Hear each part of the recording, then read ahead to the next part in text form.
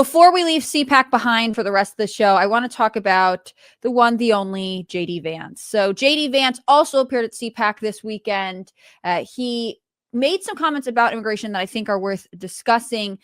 He said that unvetted illegal immigration is the biggest threat to Europe, the United States and Europe. He said the greatest threat to Europe, I'd say the greatest threat in the US until about 30 days ago, is that you've had the leaders of the West decide that they should send millions and millions of unvetted foreign migrants into their countries, he told the crowd.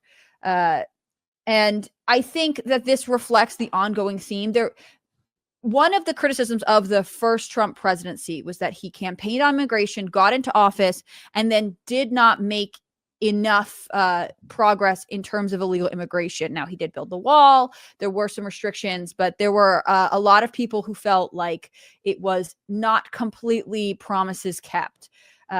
Obviously, it was a different time in terms of Congress, the Senate. He had a lot more opposition. And generally, our cultural conversation about the dangers of illegal immigration were not as receptive as they are now. Then you got 4 years of Biden, the border crisis explodes, and now it's a very mainstream conversation to say, yes, the border and illegal immigration need to be a priority.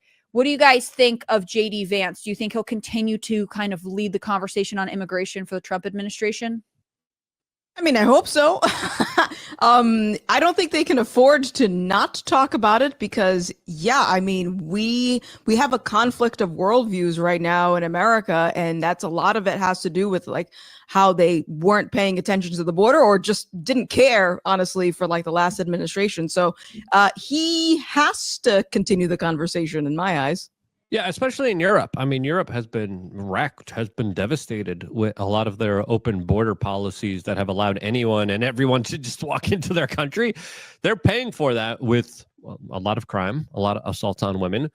And if there ever was a kind of more opportune time to kind of talk about this, specifically with the larger conversations that are happening right now between Europe and the United States, it is now. So Vance is impressing a lot of people, especially with his Munich speech that he gave, where he went to Europe and said, hey guys, we're becoming two different kind of civilizations here. You guys are moving away from the values that really bonded us together. You guys are becoming totalitarian. You guys are becoming like the Chinese communists. You guys are becoming absolutely disrespectful of people's personal liberty and rights and ability to actually speak and represent themselves. So this larger notion of the destruction of the West, which I would argue has been perpetrated through these totalitarian governments and these open immigration policies, are something that needs to be more of a talking point. And it is a talking point because of JD Vance, and I think he does a great job articulating that message and making it very clear for people to understand. Let me play a couple of his quotes from him from build the United States of America, or we cannot rebuild Western civilization. We cannot rebuild the United States of America or Europe by letting millions and millions of unvetted illegal migrants come into our country. It has to stop. Thank God it stopped here, but it's got to stop there.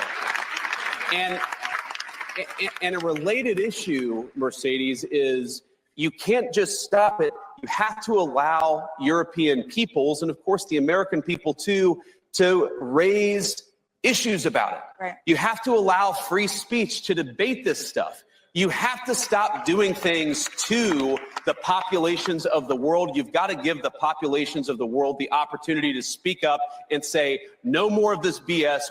We cannot rebuild Western civilization. He's talking directly about the impact of illegal immigration on Western civilization. And I will say this is something that I think politicians were scared to talk about for a long time. I mean, you would have Bill Clinton mention it in his State of the Union, and then it sort of went off the table again. And I think the change to being like our cultures are worth preserving, and we can't just have this globalist view of bodies are bodies and you can put them anywhere and it'll all be the same, is really something that has evolved in the time that Trump has gotten into national politics. Here.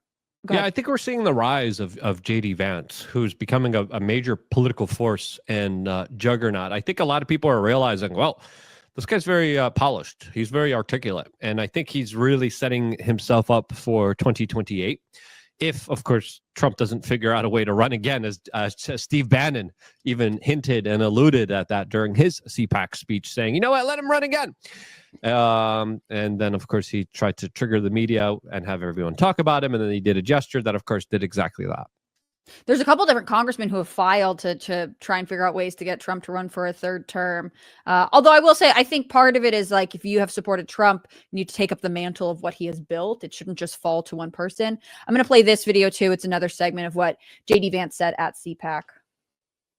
Everything the president has done on the border, we have got to empower him to do it, not just for a month, but for the next 4 years. And we've got to hire more Border Patrol agents. We got to give Tom Homan and Stephen Miller and Kristi Noem the resources they need to secure the border. And just not to return to the border, but I think so many of our issues come back to the border, because if you take 30, 40 million illegal aliens, you take Medicare fraud, Social Security fraud. Why are we taking the people's Social Security payments and giving it to illegal aliens? We know that's happening in the United States of America today. We've got to stop it. If you get control of the border, Mercedes, you do more to control the fiscal problem, the financial problems that we have in this country than almost anything. Get illegal aliens out of our country, make sure American tax dollars go to American people. That is how you solve the fiscal crisis in the United States of America.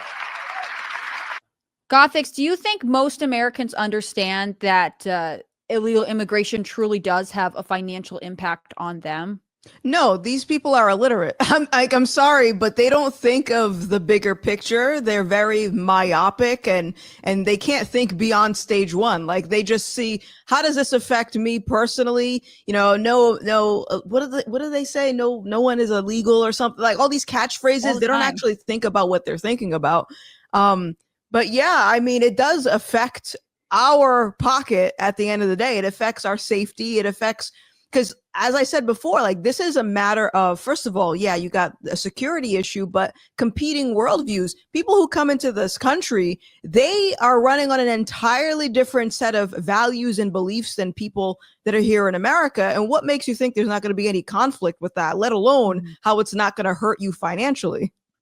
I don't know how much you guys studied immigration when you were in like elementary school. I remember in my like 4th, 5th grade years talking about Ellis Island, right? And going on a field trip to Ellis Island.